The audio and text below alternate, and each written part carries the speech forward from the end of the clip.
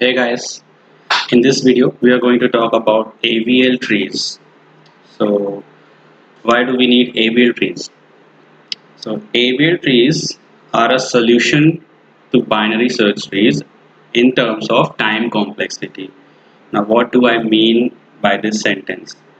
In case of a binary search tree, the worst case scenario becomes a linked list. Okay, so the time complexity of a linked list is ordo n most of the times. Okay, so to solve this problem, what we need is our tree should have the time complexity of order of log n all the times. Okay, so we have to solve the worst case scenario. That is why we need AVL trees. Okay, so how do we keep our tree balanced? This is what we are going to learn in this video and in the upcoming videos. The code implementation of an AVL tree is exactly the same as that of a binary search tree. Okay, there is no change. We will be only adding extra features to our code so that it keeps the tree balanced all the time after each manipulation. After you insert any new item or remove any item from the tree should uh, do the balancing process all the time. Okay, so I'll quickly read out these key points for you all. So first is it is a balanced binary search tree, right? So the worst case scenario of a binary search tree is linked list. Complexity becomes ordo n. Okay, so in the point 4, I have introduced a new term called height. So we have to maintain the height parameter of each node and its children to keep the tree balanced. Okay, the height of any node is the layers in a tree, or you can say longest path from the parent node to the leaf node. Alright, so this is the formula of finding out the height of a particular node. So it is calculated as the maximum among left child's height and right child's height plus 1. We have to add 1 to compensate for the none. So the null nodes are considered as negative 1. Okay, and a leaf node is a node which is the external node, the lastmost node which has no children of its own. Okay, now there is a different and a new term here, balance factor. So this balance factor is the difference between our node's left child's height as and the right child's height. All right, so this is the balance factor which is going to tell us if the tree is balanced or not. Okay, so the difference balance factor in the heights of the left subtree and the right subtree cannot be more than 1. The absolute value of the balance factor should not increase or exceed 1. Okay, so if the difference is more than 1, in the point 7 I have written, if the difference is more than 1, we rotate the node to the left or to the right to keep the tree balanced. So we have these four conditions. First condition is left heavy situation. So the tree is left heavy. So the left subtree dominates the right subtree. Okay, as you all can see. So what we have to do to make the tree or to make this part of the tree balanced, that we have to rotate this node, one node to the right in this direction. Okay, so 2 will take place of 1, right, and 1 will become the right node of 2. See, 1 became the right node of the node which has 2. All right, now the next condition is left right situation. Now the tree is left heavy and the left child of the node is right heavy. So we have to solve this problem in two steps. First step is we have to rotate left. We have to rotate the node 2 to the left. So if we rotate 2 to the left, 3 comes in 2's place. Okay, and 2 becomes the left node of 3. Now the second step is we have to move the node which contains 1 to the right. So this gives us this result, and the tree is balanced. Now the other two scenarios are just the opposite. The right heavy situation, in which we have to rotate the node 1 to the left, and the last condition, right left heavy, is when the right to the current node is left heavy.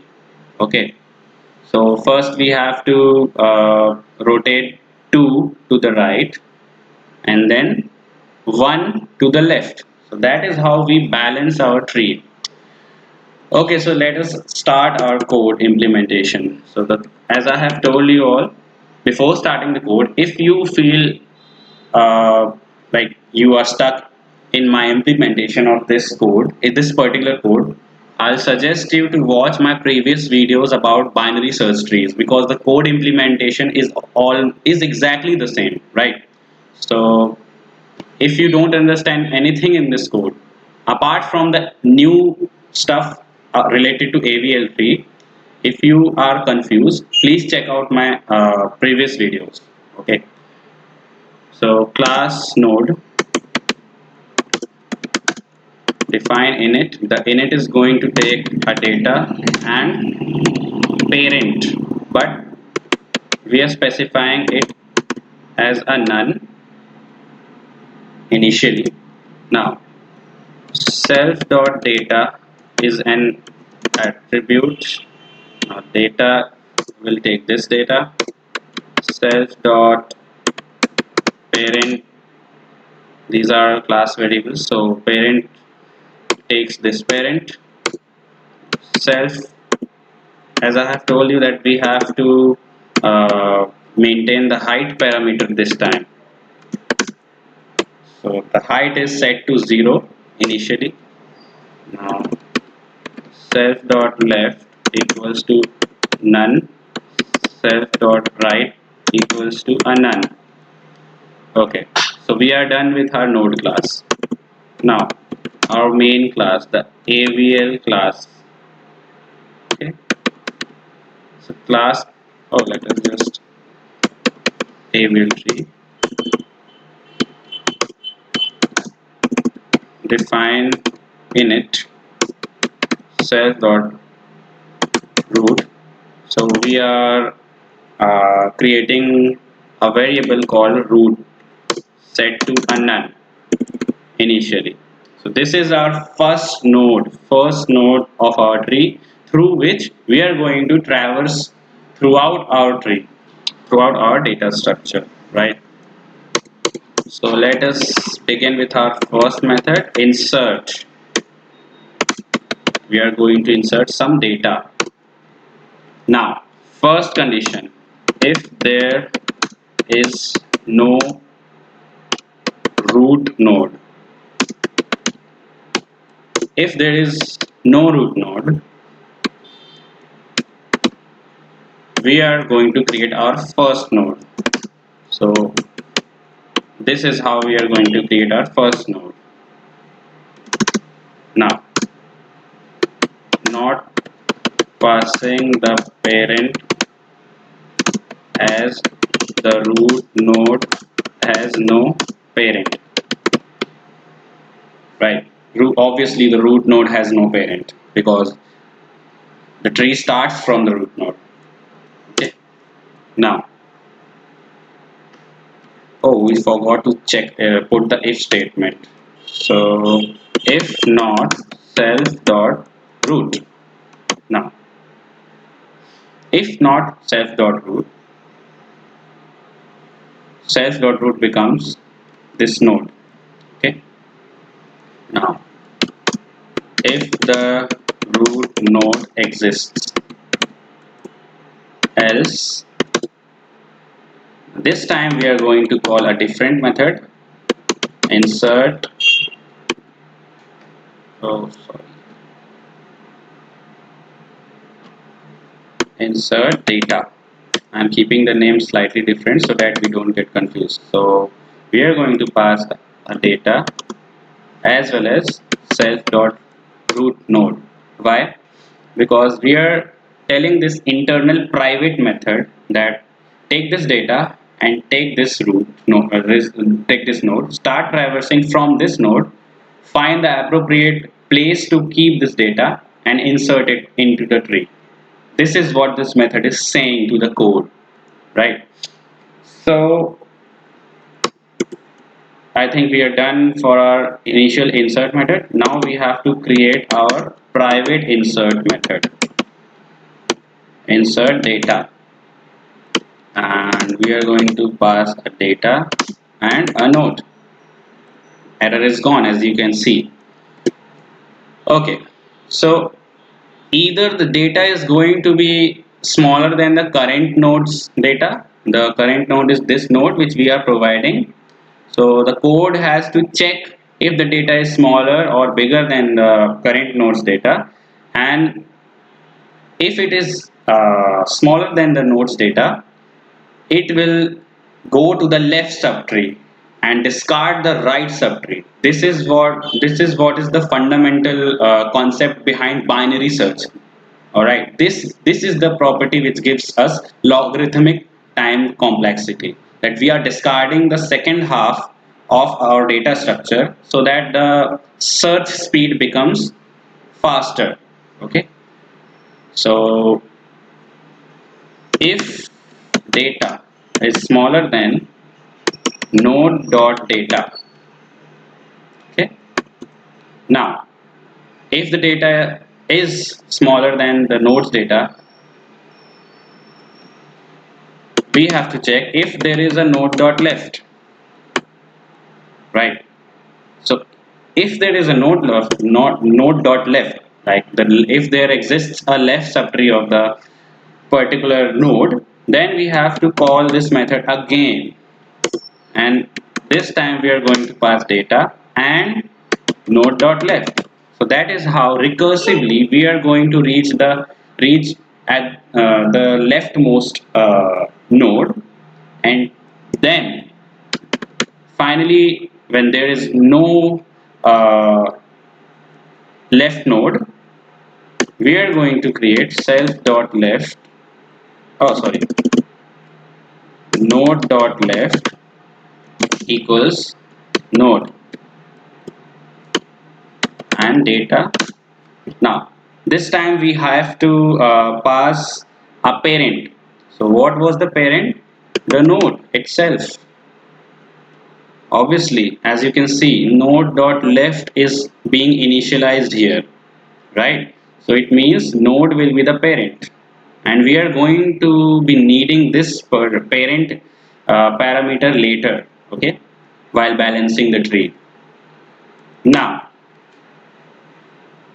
self dot, now again I am going to call a different method, violation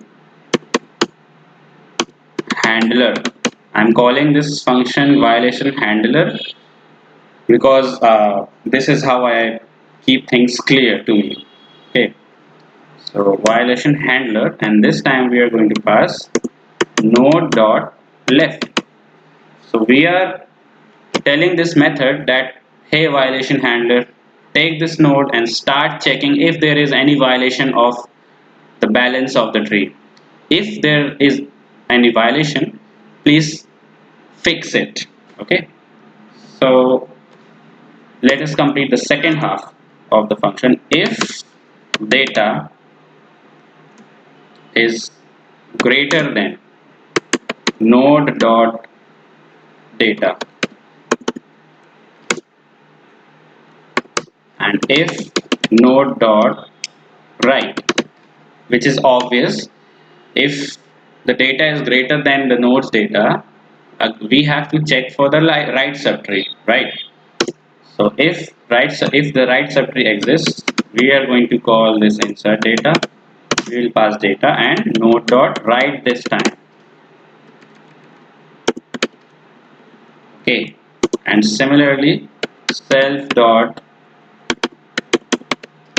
violation handler, this time node dot write. Okay, so let us quickly create our violation handler method. Violation handler, and we are giving it a node. Now this is when you have to start focusing on the code. We are starting to add the AVL properties from now on. Okay, so let us begin. While this is how I have learned to approach this problem. So while node is true, so this means while the node is not a none. Okay, now uh,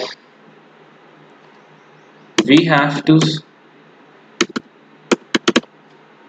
set the height of the node, and as we have discussed, the height of the node is calculated with this formula. Okay, so let me copy and paste this.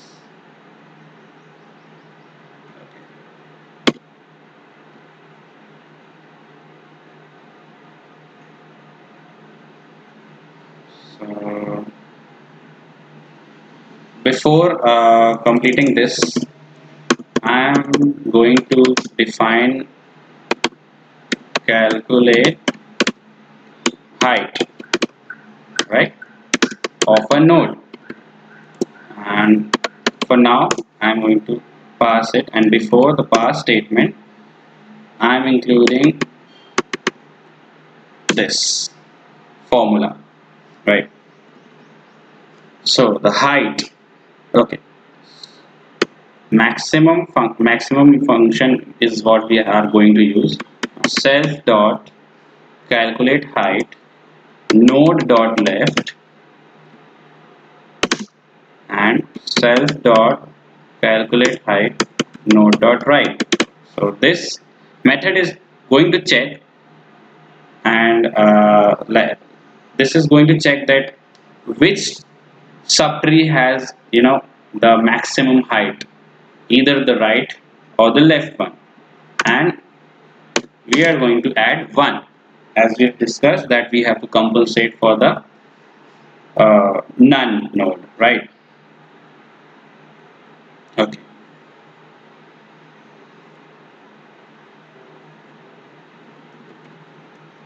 now self dot, now this time we are going to call another method violation.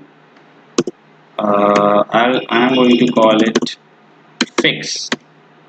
This method is actually going to fix any violation that has happened. So node, all right. And finally, to update the node's value, we have to do something like this: node dot parent. So to traverse up to the root node. Okay.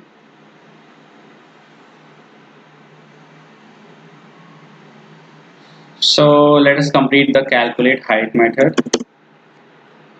Uh, if not node, which means if the node is a null, we are going to return a -1. Otherwise, return the current value of node's height. All right. Now violation fix.